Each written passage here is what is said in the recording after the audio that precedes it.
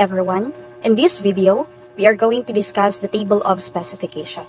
Together with my group mates, yours truly, Urban Hazel Gracie, Arliano Isa Mary P, Justusani Karen A, and Sanot Arlene J.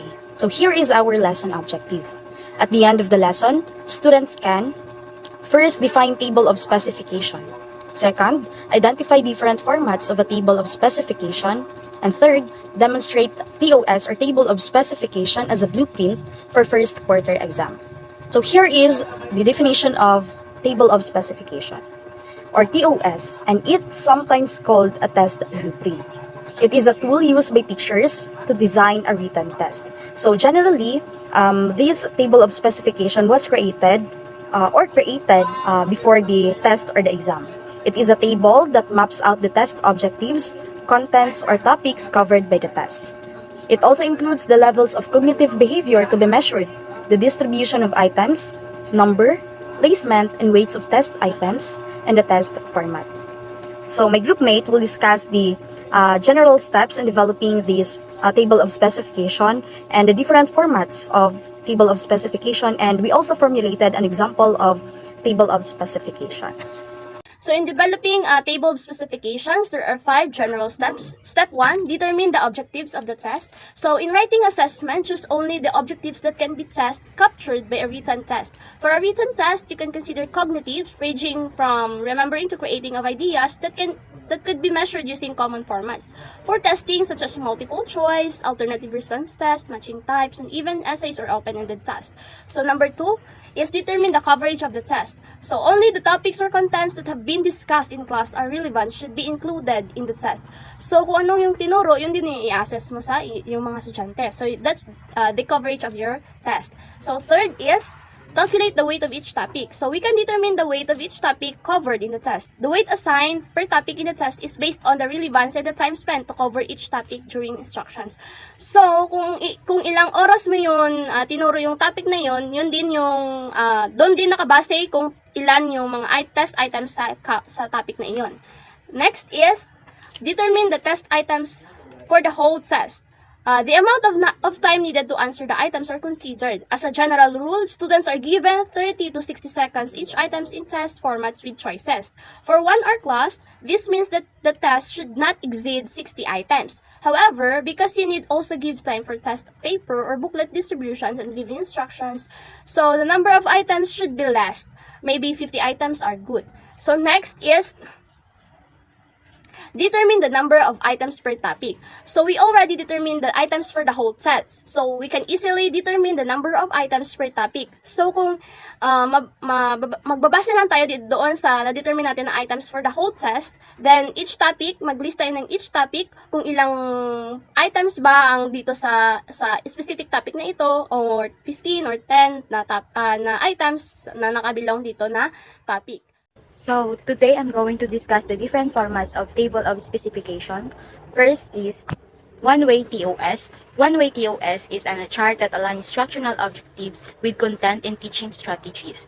It provides a systematic and comprehensive overview of what needs to be taught and what should be taught to achieve specific learning outcomes. This table typically has 2 columns, one for objectives and one for content and strategies. So the next one is the two-way TOS. Two-way TOS is an expanded version of one-way table. It also includes additional dimension, the cognitive level or thinking skills required for each instructional objectives. It provides a more detailed breakdown of how each objective will be addressed, taking into consideration the level of thinking involved. This table typically has 3 columns, one for objectives, one for content and strategies, and one for cognitive levels. So the next one is two-way TOS is a further extent of two-way table by incorporating in third dimension, weighting or importance given to each instructional objectives. It allows educators to prioritize the objective based on their relevance and significance in achieving the desired of learning outcomes. So this table typically has 4 columns, one for objectives, one for content or strategies, one for cognitive levels, and one for weighting. So to continue the discussion, since my groupmates are already done discussing table of specification and its format, I guess it is now my time to shine. I mean to discuss to you or to present to you the table of specification na kami yung gumawa. So this TOS focuses on grade 10 mathematics first quarter lessons or topics for the academic year 2023-2024. So this TOS shows 4 test formats in making test items. The multiple choice questionnaires, the matching type test, the alternative response test, specifically the modified true or false, and lastly, problem-solving test.